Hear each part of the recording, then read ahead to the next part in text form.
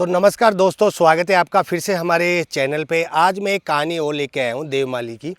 यहाँ पे देवमाली में जो साढ़ का महीना आता है उसमें बारिश से पहले इंद्र भगवान को प्रसन्न खुश करने के लिए ये ऊपड़िया भैरू जी का मंदिर है।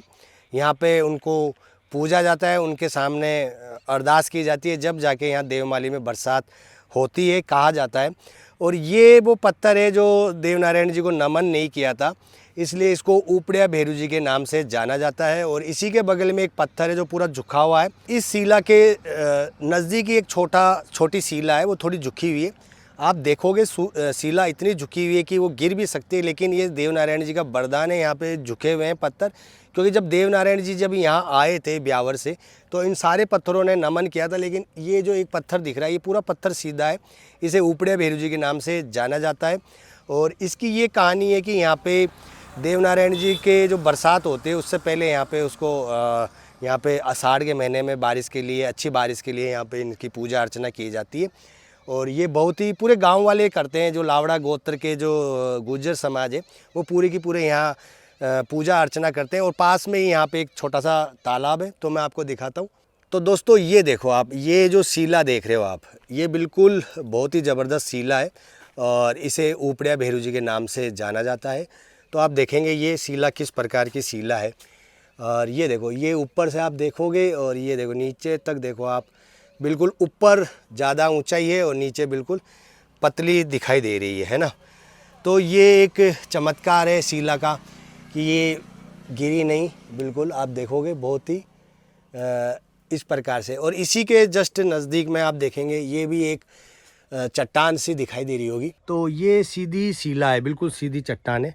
और यहाँ पे आप देखोगे भैरू जी के त्रिशूल के निशान बना रखे हैं सिंदूर से। तो ये काफ़ी समय से बनाते हैं, यहाँ पे महिलाएं पूजा करती है, पूरे गांव वाले पूजा करते हैं। तो यहाँ हर जगह आप देखोगे सिंदूर की त्रिशूल से बनाए हुए हर जगह। और ये बिल्कुल आश्चर्यजनक शिला है जिसे ऊपड़िया भैरू जी के नाम से जाना जाता है। तो ये भी इस गांव का एक वरदान है जो देवनारायण जी ने यहाँ दिया था। और इस गांव की एक खूबी है कि यहाँ का जो पत्थर है, छोटा सा एक कंकर भी आप ले जा नहीं सकते, गलती से ले भी गए हो तो उसे यहीं छोड़ के जाना होगा। तो अभी ये कुछ झाड़ियों की वजह से ऐसे दिखाई दे रहा है, तो आप देख सकते हैं। तो दोस्तों ये देखो, ये है ऊपड़िया भैरू जी। और यहाँ पे भैरू जी के आप देखोगे ध्वजा वगैरह लगाई हुई है। और यहाँ पे आप देखोगे सिंदूर से यहाँ पे जो साढ़ का महीना आता है बरसात के लिए, यहाँ पे भैरू जी को नमन किया जाता है, अरदास की जाती है। ये किस प्रकार से झुका हुआ है छोटा पत्थर। और ये देखो पूरा की पूरा इसके नीचे आप देखोगे तो इतना बड़ा होल है। ये देखो, ये जो होल दिख रहा है ये बिल्कुल ये झुका हुआ है, नमन किया हुआ है। ये सीधा था लेकिन ये झुक गया। और ये जो है ये बिल्कुल सीधा की सीधा है। तो ये देवनारायण जी ने इनको श्राप दिया था, या आशीर्वाद मान लो या वरदान मान लो, तो इस प्रकार से ये दिखाई देता है। दोस्तों अभी मैं आपको लेके चल रहा हूँ, यहाँ पे एक छोटा सा तालाब है, पौंड है। तो ये वहाँ पे आप देख सकते हैं कि किस प्रकार से ये दिखाई देता है पौंड, जो कि ऊपड़िया भैरू जी के बिल्कुल नज़दीक है। तो यहाँ पे गाय और इनके जो पशुधन है उसको पानी पिलाने के लिए और लाया जाता है। और ये पूरे बारिश के दिनों में पूरा भर जाता है, लबालब हो जाता है। और पूरे 12 महीने ये नाड़ा ऐसे ही भरा रहता है, जैसा कि आप देखेंगे ये पूरा की पूरा नाड़ा ऐसे भरा हुआ रहता है, देख सकते हो।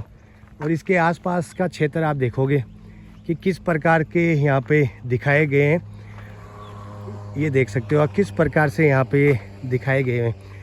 और ये वो पत्थर है जो लोग मतलब ट्रक में भर भर के ले गए थे, लेकिन ये वापस यहाँ पे डाल गए, क्योंकि देवनारायण जी ने उन्होंने सपने में दिखे और उनको यहाँ पे वापस डाल के जाना पड़ा।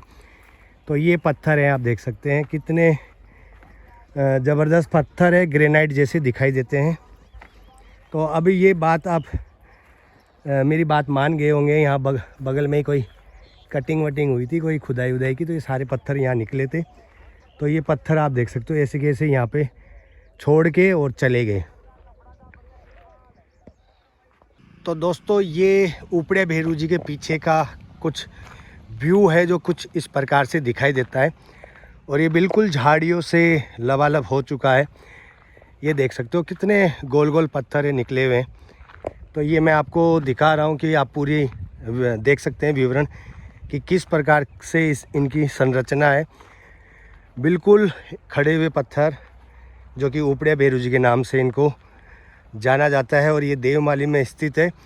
और यहाँ साढ़ के महीने में बरसात से पहले इनकी पूजा और अर्चना की जाती है। तो ये देखो, एक बार फिर से देख लीजिए।